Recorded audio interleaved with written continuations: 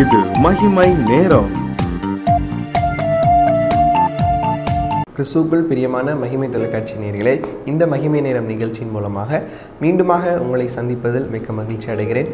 கர்த்தர் கொடுத்து வருகிறதான இந்த நல்ல கிருபைகளை எண்ணி ஒவ்வொரு நாளும் தெய்வாதி தேவனை நான் ஸ்தோத்திரிக்கிறேன். இந்த மகிமை நேரம் நிகழ்ச்சி நிச்சயமாக உங்களுடைய வாழ்க்கையில் பிரயோஜனமாக இருக்கும் என்று ஆண்டவருக்குள் நான் விசுவாசிக்கிறேன். இந்த வாரத்திலும் கூட ஆண்டவர் ஒரு அருமையான தலைப்பை கொண்டு நம்மோடு கூட பேச இருக்கிறார். ஒரு ஊரில் ஒரு பண்டிகை சிறப்பாக கொண்டாடப்பட்டு கொண்டிருந்ததாம். அந்த பண்டிகையை காணும்படியாக அநேகர் வந்திருந்தார்களாம். ஆனால் அந்த பண்டிகைக்கு முக்கியமான ஒருவர், அந்த பண்டிகைக்கு காரணமான ஒருவர், அந்த பண்டிகையை மக்கள் எப்படி கொண்டாடுகிறார்கள் என்று சொல்லி பார்ப்பதற்காக அந்த தெருவில் அவர் உலா வந்து கொண்டிருந்தாராம்.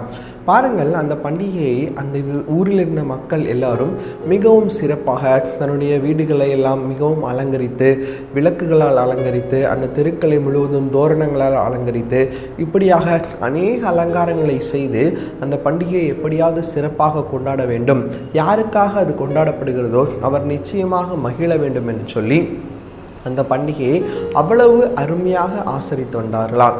ஆனால் அந்த பண்டிகைக்கு காரணமானவர் என்று சொல்லப்படுகிற ஒருவர் அந்த வீதியிலே உலா வருகிற சமயத்தில் எந்த ஒரு அலங்காரமும் இல்லாத ஒரு ஏழ்மையான ஒரு வீட்டில், அந்த வீட்டில் ஒரு தகப்பனும் ஒரு தாயும் ஒரு மகனுமாக மூன்று பேர் மாத்திரம் வசித்து வந்தார்களாம். அந்த வீட்டிற்கு சென்று அவர்களிடத்திலே அவர் போஜனம் பண்ணி உறவாடினாராம். இதிலிருந்து நாம் என்ன கற்றுக்கொள்கிறோம்? அந்த பண்டிகைக்கு காரணமானவர் வேறு யாரும் இல்லை, அவர் ஆண்டவராக இயேசு கிறிஸ்து தான். அந்த பண்டிகையானது கிறிஸ்மஸ் பண்டிகை. இன்றைக்கி நம்முடைய வீடுகளிலும் கூட கிறிஸ்மஸ் பண்டிகையை நாம் அநேகமாக அலங்கரித்து கொண்டு செயல்படுகிறோம். நம்முடைய ஆலயங்களை நாம் அலங்கரிக்கிறோம், வீடுகளை அலங்கரிக்கிறோம், புது ஆடைகள் உடுத்தி கொள்கிறோம். இப்படியாக அநேக விதமாக மிகவும் உற்சாகமாக நாம் செலவு செய்து அதை அநேகமாக பயங்கரமாக நாம் கொண்டாடி கொண்டிருக்கிறோம். ஆனால் ஆண்டவர் நம்மிடத்தில் விரும்புவது என்ன அலங்காரம் என்பதை குறித்து தான் இந்த நேரத்தில், இந்த வாரம் முழுவதும் நாம் தியானிக்க இருக்கிறோம்.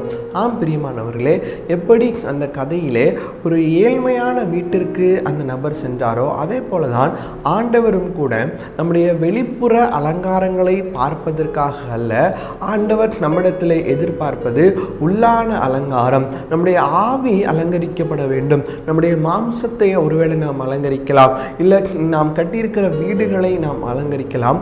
கர்த்தர் நம்மிடத்தில் எதிர்பார்க்கிற அலங்காரம் என்ன என்பதை குறித்து தான் நாம் இந்த வாரத்தில் தியானிக்க இருக்கிறோம். பிரியமானவர்களே, ஏசாயா தீர்க்கதரிசன புஸ்தகம் 62வது அதிகாரம் அதில் உள்ள 3வது வசனம் இப்படியாக சொல்கிறது: நீ கர்த்தருடைய கையில் அலங்காரமான கிரீடமும் உன் தேவனுடைய கரத்தில் ராஜ முடியுமாயிருப்பாய். நீ கர்த்தருடைய கையில் அலங்காரமான கிரீடமாயிருப்பாய் என்று சொல்லி வேதவசனம் சொல்கிறது. பிரியமானவர்களே, இன்றைக்கு நாம் நிஜமாகவே கர்த்தருடைய கைகளில் இருக்கிறோமா? நாம் கர்த்தருடைய கையில் இருக்கும்போது நாம் அலங்காரமான கிரீடமாக இருப்போம். கிறிஸ்துவுக்குள் பிரியமானவர்களே, இந்த நாளிலும் கூட இந்த கிறிஸ்மஸ் காலங்களை நாம் அனுசரித்து கொண்டிருக்கிறோம். ஆண்டவராய் இயேசு கிறிஸ்து இந்த உலகத்திலே வந்து பிறந்தார் என்று சொல்லி நாம் இந்த உலகமே கொண்டாடி கொண்டிருக்கிறது. அதில் நம்முடைய பங்கும் இருக்க வேண்டும் என்று சொல்லி நம்முடைய வீடுகளை நாம் விளக்குகளால் அலங்கரிக்கிறோம். அது மட்டும் இல்லாமல் அநேக குழிகளை வைக்கிறோம், கிறிஸ்மஸ் மரங்களை வைக்கிறோம். இப்படியாக கிறிஸ்மஸுக்கு சம்பந்தமான அநேக பொருட்களை கொண்டு நம்முடைய வீடுகளையும் நம்முடைய தெருக்களையும் நம்முடைய ஆலயங்களையும் அலங்கரிக்கிறோம். அதில் எந்த விதமான தவறும் இல்லை. ஆனால் கர்த்தர் நிஜமாகவே எதிர்பார்ப்பது நம்முடைய உள்ளான அலங்காரம். நம்முடைய உள்ளான அலங்காரம் சரியில்லாமல் வெளியான அலங்காரத்தை மாத்திரம் நாம் நோக்கி கொண்டிருப்போம் என்று சொன்னால் அது உண்மையான கிறிஸ்மஸுக்கு அடையாளம் ஆகாது. இந்த வருஷத்தில் கிறிஸ்மஸை கொண்டாட இருக்கிற நாம் நம்மை நாமே சற்று யோசித்து பார்க்க வேண்டும். உண்மையான கிறிஸ்மஸ் கொண்டாடுவதற்கு, அர்த்தமுள்ள கிறிஸ்மஸ் கொண்டாடுவதற்கு நிஜமாகவே நான் தயாராக இருக்கிறேனா இல்லையா என்பதை சற்று யோசித்து பார்ப்பேன். வசனம் சொல்கிறது, நீ கர்த்தருடைய கையில் அலங்காரமான கிரீடமும். அப்போ எவன் ஒருவன் கர்த்தருடைய கையில் இருக்கிறானோ அவன் அலங்காரமான கிரீடமா இருக்கிறானாம். நாம் ஒவ்வொருவரும் we are the crown in the hands of God. நம்ம ஒவ்வொருவரும் அலங்காரமான கிரீடமா இருக்கிறோம். அப்போ நாம் கிரீடமா கிரீடமாக இருக்கிறோம், அதிலும் விசேஷமாக அலங்காரமான கிரீடமாக இருக்கிறோம். எப்போ நாம் அலங்காரமான கிரீடமாய் மாற்றப்படுகிறோம்? கர்த்தருடைய கையில் இருக்கும்போது. பிரியமானவர்களே, இன்றைக்கு நம்மை நாமே பார்த்த ஒரு கேள்வியை கேட்டுக்கொள்ள வேண்டும். நிஜமாகவே நான் கர்த்தருடைய கையில் இருக்கிறேனா? இல்லை, ஏதோ பண்டிகைக்காக மாத்திரம் பண்டிகை கிறிஸ்தவனாய் ஆலயத்துக்கு செல்கிறவனாக இருக்கிறேனா?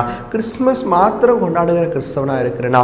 இல்லை மற்ற வேற பண்டிகைகளை மாத்திரம் அனுசரிக்கிற கிறிஸ்தவனாக இருக்கிறேனா? அசனத்தை மாத்திரம் அனுசரிக்கிற கிறிஸ்தவனாக இருக்கிறேனா?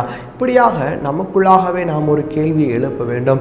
ஆண்டவருடைய ஆலயத்தை அலங்கரிப்பதற்கு நாம் அநேகம் செலவு செய்கிறோம். ஆனால் நிஜமாகவே கர்த்தர் விரும்புகிறதான அலங்காரம் என்னுடைய வாழ்க்கையில் இருக்கிறதா என்பதை ஒரு நிமிடம் நம்மை நாமே சிந்தித்து பார்க்க வேண்டும்.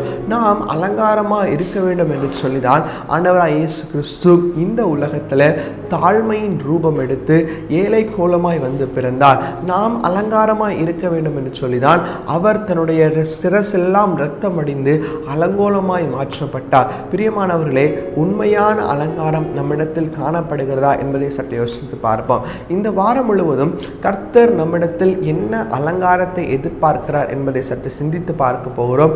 அதன் பின்பதாக இந்த வருஷத்தில் அர்த்தமுள்ள கிறிஸ்மஸை உன்னதமான உற்சாகமான உண்மையான கிறிஸ்மஸை நாம் கொண்டாடுவதற்கு நம்மை நாமே தகுதிப்படுத்த இந்த வார்த்தைகள் ஏதுவாக இருக்கும் என்பதில் எந்த விதமான சந்தேகமும் நமக்கு வேண்டாம். நான் கர்த்தருடைய கையில் அலங்காரமான கிரீடமாக இருக்கிறேன். ஒரு நிமிடம் நம்மை நாம யோசித்து பார்ப்போம். எந்தெந்த விஷயங்களில் நாம் கர்த்தருடைய கையை விட்டு நாம் பிரிந்து போகிறோம்? இன்றைக்கு ஒரு தீர்மானத்தை நாம் எதிர்க்க வேண்டும். ஆண்டவரே, நான் உம்முடைய கையை நான் பிடித்தேன் என்று சொன்னால் அநேக நேரத்தில் நான் வழி விழுகிறேன் அப்பா. ஆனாலும் நீ இரக்கமும் மன ஒருக்கமும் நீடிய சாந்தமும் உள்ள தேவனாக இருக்கிறபடியா என்னை மறுபடியும் நீங்கள் பிடிச்சிக்கிறீங்கப்பா. ஆண்டவரே, இன்னைக்கு நான் என்னுடைய கையை உங்களுக்குள்ள தருகிறேன், நீங்கள் என்னுடைய கையை பிடித்துக் கொள்ளுங்கள். நான் அநேக நேரம் சொல்வதை போல கப்பலுக்கு எப்படி நங்கூரம் தாங்கி நிற்கிறதோ அதே போல ஆண்டவருடைய கரம் நம்மை பிடிக்குமானால் ஆண்டவர் நம்மை தாங்கி தன்னுடைய பலத்த கைக்குள்ளாக நம்மை மூடுகிறவராய் கூட காணப்படுகிறார். பிரியமானவர்களே, கிறிஸ்துவும் கூட பாருங்க, 2000-3000 வருடங்களுக்கு முன்பதாக அவர் பிறக்கும் போது இந்த உலகத்தில் ராஜாவாக வந்து பிறக்கவில்லை. வேதவசனம் சொல்கிறது, யூதருக்கு ராஜாவாக பிறந்திருக்கிறவர் எங்கே என்று சொல்லி சாஸ்திரிகள் அவரை தேடி மாளிகைக்கு, அரண்மனைக்கு, அலங்காரம் மிகுந்த இடங்களுக்கு அவர் கடந்து சென்றனராம். ஆனால் ஆண்டவர் பிறந்ததோ புல்லனையிலே, ஆண்டவர் பிறந்ததோ சாதாரண எந்த ஒரு அலங்காரமற்ற மாட்டு தொழுவத்தில். கர்த்தர் தாழ்மையின் ரூபமாக இருக்கிறார். நிஜமாகவே அந்த தாழ்மை நம்மிடத்தில் காணப்படுகிறதா? இல்லை வெளியரங்கமான அலங்காரத்தை செய்து கொண்டு நம்முடைய உள்ளத்தை நாம் அசுத்தமாக வைத்திருக்கிறோமா? பிரியமானவர்களை, நம்மை நாமே சற்று சிந்தித்து பார்ப்போம்.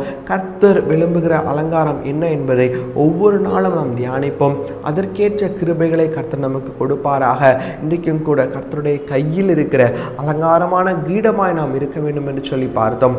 வெளியரங்கமான அலங்காரங்களை காட்டிலும் ஆண்டவருடைய கையில் இருக்கும்போது அது மேன்மையான அலங்காரமாய் காணப்படும். அது நீங்கள் எவ்வளவு தாழ்மையாக இருந்தாலும் சரி, ஒருவேளை இடத்தில் ஒன்றுமே இல்லை என்று சொல்லி நீங்கள் இருந்தாலும் சரி, கர்த்தர் உங்களை பார்க்கிறார். நிஜமாகவே நீங்கள் கர்த்தருடைய கையில் இருப்பீர்கள் என்று சொன்னால் அவருக்குள்ளாக அலங்காரமான கிரீடமாக இருக்கிறீர்கள். எனவே இந்த வார்த்தையை பிடித்துக் கொள்ளுங்க. உண்மையான அர்த்தமுள்ள கிறிஸ்துமஸை கொண்டாடுவதற்கு தயாராகுங்கள். கர்த்தர் தாமே கேட்ட இந்த வார்த்தையின் மூலமாக நம் ஒவ்வொருவரையும் காத்து வழிநடத்த ஆசீர்வதிப்பாராக. கண்களை மூடி நாம் ஜெபிப்போம். எங்களை நேசிக்கிறதான எங்களை இரக்கம் இந்த பரலோக பிதாவே, உம்மை நோக்கி பார்க்க கர்த்தரின் பாராட்டின கிருபைக்காக உமக்கு நன்றி ஆண்டவரே. உம்முடைய கையிலே நாங்கள் அலங்காரமான கிரீடமாக இருக்கிறோம் என்பதை குறித்து நாங்கள் தியானித்தோம். ஆவியானவருடைய பிரசன்னம் எங்களோடு கூட தங்கி இருக்கட்டும். வெளியரங்கமாக நாங்கள் எங்களை அலங்காரம் செய்து கொண்டாலும் எங்களுடைய இருதயம் ஆண்டவரை தூய்மையாக்க வேண்டும். உங்களுடைய ஆவி ஆண்டவரே சப்பா அலங்கரிக்கப்பட வேண்டும். அதற்கேற்ற கிருபைகளை நீர் எங்களுக்கு தரும்படியாக ஜெபிக்கிறோம். உமக்கே துதி கன மகிமை எடுக்கிறோம். மீட்பராமேசு மூலம் ஜெபிக்கிறோம் எங்கள் நல்ல பிதாவே, ஆமேன்.